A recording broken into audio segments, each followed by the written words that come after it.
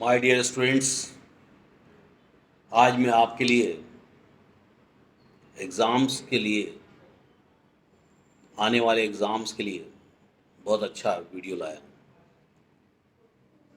हमारे एग्ज़ाम्स पास आ गए हैं, कुछ खास बातें दिमाग में आई। एक तो ये कि मैं इतना सारा कोर्स इतने कम टाइम पे क्यों कैसे कर पाऊँगा। दूसरा, काश मैं पहले अच्छे से पढ़ लेता। जब ऑनलाइन लेक्चर्स चल रहे थे टीचर्स के, तब मैं यूट्यूब में और इंस्टाग्राम में इसमें नहीं जाता। या वो सोचता है कि मैंने बुक्स ही ढंग से नहीं खरीदी, नोट्स नहीं बनाए, ये सब मैं कैसे करूँगा। तो आपको मैं बता देता हूँ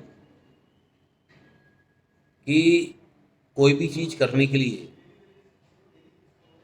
नई चीज़ करने के लिए पुरानी बातों का पश्चाताप नहीं होना चाहिए।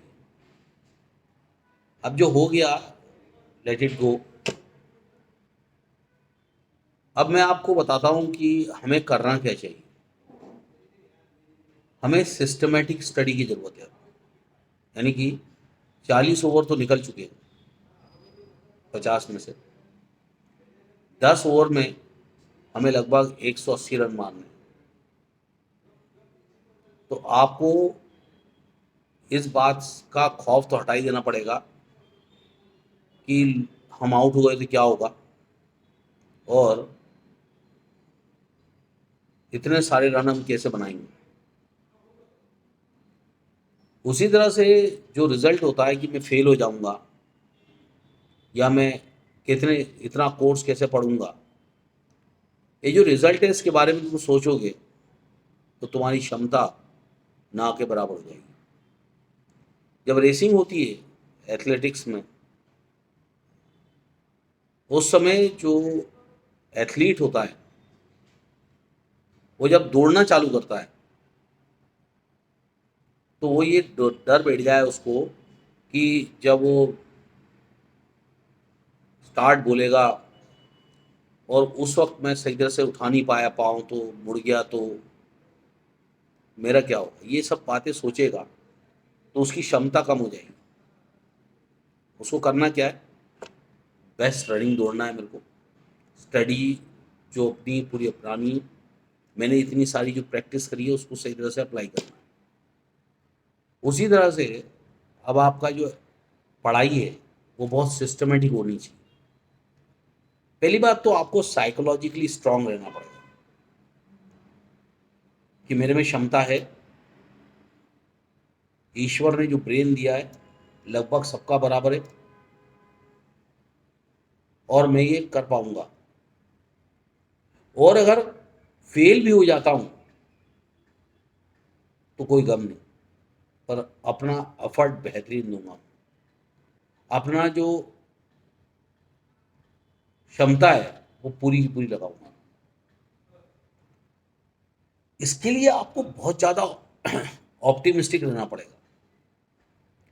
खौफ आपकी क्षमता को कम कर देगा, डर आपके अचीवमेंट से आपको दूर ले आएगा। पॉइंट वाइज स्टडी करनी पड़ेगी। अब ये पॉइंट वाइज स्टडी क्या होती है, ये होती है स्मार्ट स्टडी। स्मार्ट स्टडी क्या होती है कि डोंकी वर्क नहीं करना है। अब हमको, जब हम शुरू से पढ़ाई करते हैं तो हम हर चीज़ को बहुत अच्छे से पढ़ते हैं, बहुत डिटेल में, बहुत टाइम लगा के। अब अपने पास टाइम नहीं, कम टाइम, कम टाइम में मैक्सिमम आउटपुट चाहिए हमको, मैक्सिमम। तो ये स्मार्ट वर्क होता कैसे, आप क्या करो, 3 साल में, लास्ट 3 इयर्स में उस पर्टिकुलर चैप्टर के कौन से क्वेश्चंस कितने बार आए हैं वो आपको चार्ट बनाना पड़ेगा। एग्जाम्पल के तौर पे मान लो इंटरफेरेंस ऑफ लाइट है, इसमें दो हिस्से हो जाते हैं, एक डिफ्रैक्शन वाला हिस्सा हो जाता है और एक हो जाता है इंटरफेरेंस वाला। अगर इंटरफेरेंस वाले हिस्से से 2 बार क्वेश्चन आ चुके हैं और डिफ्रैक्शन वाले हिस्से से दो एक ही बार आया है या नहीं आया है, तो आपको उसको परसेंटेज देनी पड़ेगी। अगर जो 2 साल लगातार आ चुके उसके क्वेश्चंस, जैसे इंटरफेरेंस ऑफ लाइट में यंग्स डबल स्लिट एक्सपेरिमेंट है, बैंडविड्थ है, या बायप्रिज्म एक्सपेरिमेंट है, ये जो चीज़ है अगर आ चुकी है तो आप लिखोगे इंटरफेरेंस पैटर्न बायप्रिज्म। इसको आप परसेंटेज दोगे 40 टू 50% दोगे। समझ में आया? 40 टू 50% इसका नाम दोगे आप। अब डिफ्रैक्शन को क्या दोगे आप? सिंगल स्लिट एक्सपेरिमेंट है, उसको आप दोगे 100%। क्या लिखोगे? 100%। मान लो आपके इसमें 2-3 साल से रिजॉल्विंग पावर पे कोई क्वेश्चन नहीं आया, उसको भी 100% दोगे। और अगर मान लो रिजॉल्विंग पावर पे एक बार आया था 3 साल में, 2 साल पहले, तो उसको दोगे आप 70%, क्योंकि 2 साल पहले पूछा था, फिर से पूछने की चांस है। तो जो 100% है उसके ऊपर आपने मान लो आधा घंटा लगाया पूरा अच्छे से पढ़ने के लिए, तो जो 70% दिया गया है उसमें सिर्फ 20 मिनट लगाओ, और जो 50% दिया गया है उसके अंदर 10 मिनट लगाओ। ये एक अनुपात में आपको स्टडी करनी पड़ेगी। अगर 1 घंटा रहेगा तो 1 आवर 60 मिनट, 40 मिनट, 30 मिनट, ऐसा आपको बनाना पड़ेगा। इससे क्या होगा? आपका टाइम कंज्यूमिंग बचेगा, कम होगा। कम टाइम में ज़्यादा पढ़ाई कर पाओगे, अच्छी पढ़ाई कर पाओगे। ये होता है स्मार्ट वर्क। डरना छोड़ दो, एफर्ट अच्छा करेंगे, काम अच्छा करेंगे, जो होगा देखा जाएगा यार। हमारे जो योद्धा थे, शिवाजी महाराज, महाराणा प्रताप जी, ये हमारे पृथ्वीराज चौहान हो गए, सुभाष चंद्र बोस हो गए, इन लोगों ने ये थोड़ी सोचा था कि यार इतना बड़ा काम हम कर पाएंगे, कर लिया। यानी कि एक पॉजिटिव एटीट्यूड ही आदमी को आगे ले आता है। आपके ऊपर आपको विश्वास होना चाहिए और बस आगे बढ़ो। अगर खुद का विश्वास कम हो गया, आपको अपने आप पे विश्वास नहीं, तो आप उतना सब कुछ नहीं कर पाओगे। दूसरी बात आपको बताता हूं, पढ़ाई कैसे करना। सिर्फ रीडिंग लगाने से पढ़ाई नहीं होती, आपको पॉइंट वाइज पॉइंट निकाल कर, जैसे मान लो कोई एक टॉपिक है कॉमन आयन इफेक्ट, तो आपने पढ़ा degree of dissociation of weak electrolyte is suppressed by adding strong electrolyte having one ion common. तो आपको करना क्या पड़ेगा? आपको डिग्री का डिग्री लिखो, वीक इलेक्ट्रोलाइट लिखो, स्ट्रॉन्ग इलेक्ट्रोलाइट लिखो, सप्रेस्ड लिखो, वन आयन कॉमन कॉमन लिखो, और सबको आंख बंद करके बहुत बार रटो, लिख के प्रैक्टिस करो, और सबके फर्स्ट वर्ड निकाल लो। डिग्री का डी, वीक का डब्ल्यू, डी डब्ल्यू, सप्रेस्ड और स्ट्रॉन्ग इलेक्ट्रोलाइट, तो स्ट्रॉन्ग एस एस, और कॉमन। ये सबका एक वर्ड बन जाएगा, उस वर्ड को आंख बंद करके रट्टा मारो कि कॉमन एंड इफेक्ट का ये वर्ड है। अब इसका फ़ायदा क्या हो? आप जब एग्ज़ाम देने जाओगे, फाइनल एग्ज़ाम देने जाओगे, और आपको लगेगा ये आंसर आता है मेरे को, आप लास्ट पेज में वो वर्ड लिख देना, D W S S, D W S S C. हमें मालूम है डाओ, डाओ S S C, S S C, डाओ एस एस सी, ऐसे करके कुछ भी याद कर लो। कई बार तो बहुत अच्छे वर्ड बन जाते हैं।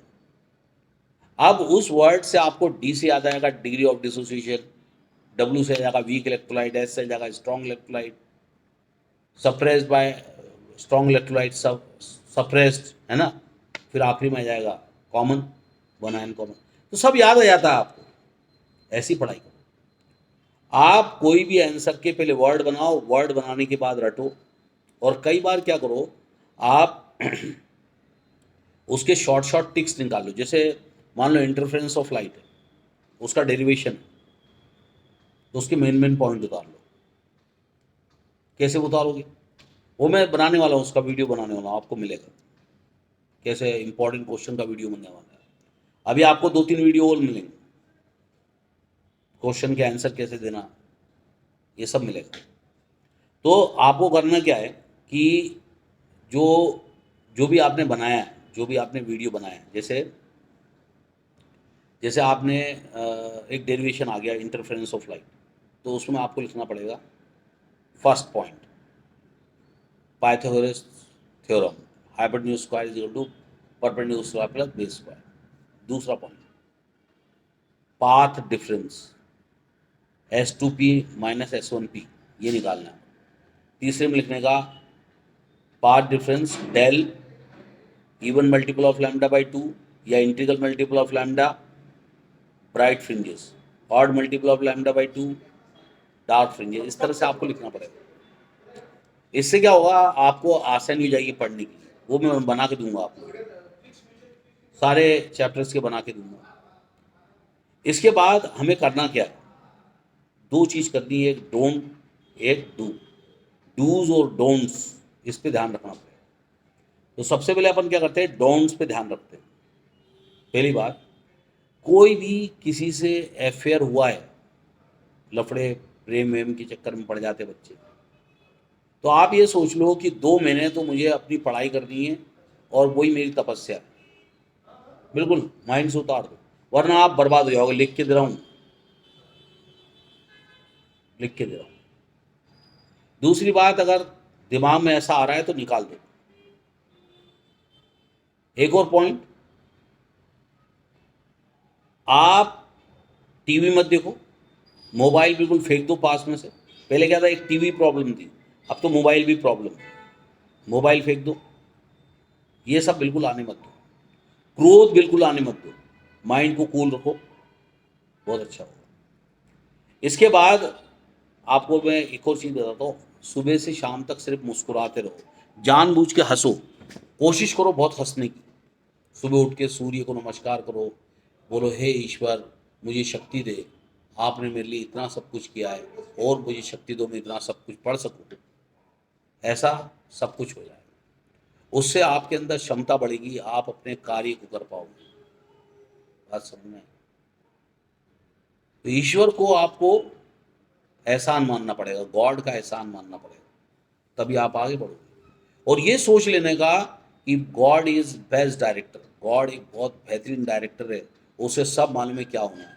क्योंकि हम लोग बड़े हो गए, 50+ एज है हम लोगों की, हमें सब मालूम है कि पास्ट में हमारा क्या चाहते थे और कैसे हुआ। गॉड को सब मालूम है तुम्हारी क्षमता क्या है, उसके ऊपर भी एक वीडियो बना के दूंगा। तो कूल माइंड रखना पड़ेगा, लड़ाई झगड़े गुस्सा बिल्कुल अवॉइड करना पड़ेगा, और मुस्कुराते रहना पड़ेगा। इसके बाद आप क्या करो, आप फिजिक्स केमिस्ट्री मैथ्स बायो जो भी सब्जेक्ट आपने लिए हैं, उसके सब्जेक्ट के चैप्टर निकाल दीजिए। जैसे स्टेट बोर्ड में 16 चैप्टर और 16 चैप्टर है फिजिक्स केमिस्ट्री मैथ्स के, और बायो के 15 चैप्टर्स। तो आपको करना क्या है, आपको एवरेज निकालना पड़ेगा 80 घंटे फिजिक्स के लिए, 64 घंटे केमिस्ट्री के लिए, 96 आवर्स मैथ्स के लिए, और 48 आवर्स टोटल बायो की। Total physics chemistry maths bio के लिए लगभग 300 घंटों के पास पास आपका एवरेज आ रहा है स्टडी करने का। और पीसीएम और पीसीबी का 240 और 192 के, यानी कि सबको 250 करीब आ रहा है। तो ये तो आपको करना ही पड़ेगा। अब ये टारगेट निकालने के बाद हमारे पास टारगेट रहेगा 1 महीने का, यानी कि हमारे पास टारगेट है सिर्फ 24 दिन का, और ये 24 दिन के लिए हमें करना है। यानी पर डे आपको कितने घंटा पढ़ना पड़ेगा, 11 घंटे पर डे। 11 घंटे पढ़ोगे या 12 घंटे पर डे पढ़ोगे, तब जाके ये कवर अप होगा। डरो बिल्कुल मत। जो बच्चा थोड़ा बहुत पढ़ाई में ज़्यादा पढ़ाई नहीं जिसने करी, उसको लगभग 14 घंटे पढ़ना पड़ेगा। और अगर आपको चाहिए, आप इसमें मैसेज डालो, मैं आपको बहुत इंपॉर्टेंट क्वेश्चन दे दूंगा जिस बच्चे से बनता नहीं है उसको इम्पोर्टेंट क्वेश्चन दे दूंगा, वो निकल जाएगा, प्रॉब्लम नहीं, पर लिख के आना है। एक बात और याद रखना, क्वेश्चन नंबर लिखना मत भूलना। कई बच्चे क्वेश्चन नंबर लिखना भूल जाते हैं, उससे मार्क्स 0 हो जाते हैं। कई बच्चे पहले जो क्वेश्चन को छोड़ते हैं वो याद नहीं रख पाते कि भाई ये क्वेश्चन छोड़ा था, तो लास्ट पेज में लिख के रख लो कि क्वेश्चन नंबर 5 छोड़ा हुआ है मैंने, 5A छोड़ा है, 2C छोड़ा है, ये लास्ट में लिख के रख लो, ताकि आपका ध्यान रहे कि भैया मेरे को पहले ये देखना है, उसके बाद अंदर करना है। लॉन्ग आंसर्स पहले करो, ज़्यादा मार्क्स मिलेंगे। अब मैं तुम्हें एक और चीज़ बताता हूँ, 2 तरह के बच्चे होते हैं, एक होता है नाइट स्टडी करने वाला और एक होता है डे स्टडी करने वाला। तो आप नाइट स्टडी वाला अगर हो तो देखो क्या करना है आपको, शाम को 6 बजे पढ़ने बैठ जाओ, 6 से 8 बजे तक बिल्कुल पढ़ते रहो अच्छे से, बीच बीच में उठो, आप स्ट्रेचिंग कर सकते हो, सब कर सकते हो। फिर आप 8 से 9:30 तक खाना वाना खा लो। ज़्यादा हेवी डाइट नहीं खाने का, मटन चिकन टाइप की हेवी डाइट नहीं खाने का, बहुत हल्का खाना खाने का, और थोड़ा ही खाना, ज़्यादा खाना 70% खाना खाना, 65 to 70% भूखा रहना थोड़ा, तभी पढ़ाई होगी। लाइट भोजन करना, सलाद वलाद टाइप की चीज़ें खाना। फिर आप 9:30 से 11 बजे तक पढ़ाई करो लगातार, बीच बीच में उठते रहो, स्ट्रेचिंग करते रहो, मैं सिखाऊंगा, उसका भी वीडियो डालूंगा आपको, एक्सरसाइजेस का, डाइट्स का, सबका मिला के वीडियो डालूंगा। फिर उसके बाद 11:30 से 1 बजे तक आप पढ़ लो, 15-20 मिनट, या 12:30 से 1 बजे तक गैप दे दो, और फिर से पढ़ने बैठ जाओ लगभग 1 से 3 बजे तक। 3 बजे सोने चले आओ, 3:30 बजे तक आपको नींद आ जाएगी। आप सवेरे 9 बजे उठो, 9 से 10 तक तैयार व्यार हो, जो भी है खाना नाश्ता घूमना फिरना, थोड़ा लगातार पढ़ने मत बैठना, नहीं तो फ्रस्ट्रेशन होगा। अनुलोम विलोम प्राणायाम, मेडिटेशन और शवासन योगा का जरूर करना। फिर 10 बजे फिर से आप पढ़ने बैठ जाओ, 12 बजे तक पढ़ो, फिर 1 बजे तक गैप दे के 1 से 3 बजे तक पढ़ो, फिर 3 से 4:30 या 5 बजे तक सो जाओ बिल्कुल अलार्म लगा के। 5 से 6 बजे तक खूब मस्ती करो, नाचना गाना म्यूजिक लगा के, खूब हंसना, भूल जाना एग्जाम में, भूल जाना, बिंदास करने का, बिंदास, समझिए। उसके बाद आप शाम को तो आपको मालूम ही 6 बजे के बाद क्या करना है ना। फिर उसके बाद आपको 6 बजे के बाद क्या करना है मालूम है। इसी तरह से कुछ बच्चे जो होते हैं वो सुबह उठ सकते हैं, आप क्या करो 3 बजे उठ जाओ, 3 से 6 बजे तक लगातार पढ़ते रहो, 6 से 7 तक ब्रेक दो, 7:30 से 10 बजे तक पढ़ाई करो, फिर 10 से 11:30 तक ब्रेक दो, फिर 11:30 से 1:30 बजे तक फिर पढ़ाई करो, फिर 2 से 3 3:30 तक सो जाओ, समझिए, खाना वाना खा के। फिर आप फिर उठ जाओ लगभग 3:30 4 बजे, फिर उठ जाओ, 5 बजे तक पढ़ाई करो, और 5 से 6 बजे तक खूब एंजॉय करो, मस्ती नाचना गाना सब जबरदस्त। उसके बाद आप 6 बजे फिर पढ़ने बैठ जाओ, 6:30 बजे। फिर आप 8 से लेकर 9 तक ब्रेक दो, और 9 से 10:30 तक पढ़ाई करो, 10:15 तक, 10:30 बजे सोने चले आओ, समझिए। तो इस तरह से आप करोगे तो आपको परफेक्ट मिलेगा सब कुछ। देखो 12th जो है या 10th जो आप पढ़ रहे हो और एग्ज़ाम दे रहे हो, यही आपका लाइफ का टर्निंग पॉइंट है। रीडिंग लगा के पढ़ने का नहीं, राइटिंग करके ही पढ़ने का। ये बिल्कुल नहीं सोचने का कोर्स कंप्लीट होगा नहीं होगा। अच्छा, डाइट, वॉलनट्स, अखरोट, बादाम, खारिक, डेट्स रात में भिगो कर रख दो, सुबह चबा चबा के खाओ। काले अंगूर, उसको भी भिगो दो, काले अंगूर। फिर देखो आपका क्या रिजल्ट आता है, आप क्या बेहतरीन कर पाते हो। तो देखो एक शेर बताता हूँ आपको, जला ले अपने सीने में, जला ले अपने सीने में सैकड़ों मशालें, जला ले अपने सीने में सैकड़ों मशालें, तेरे लिए कोई सूरज ना आएगा, तेरे लिए कोई सूरज ना आएगा, अपने हौसलों की रोशनी से तू खुद जगमगाएगा, और तेरे में वो क्षमता है, तू ही सब कुछ कर सकता है, तेरा कोई कुछ भी नहीं बिगाड़ सकता जब तक तू खुद अपना नहीं बिगाड़ ले। All the best, bye bye, God bless you all.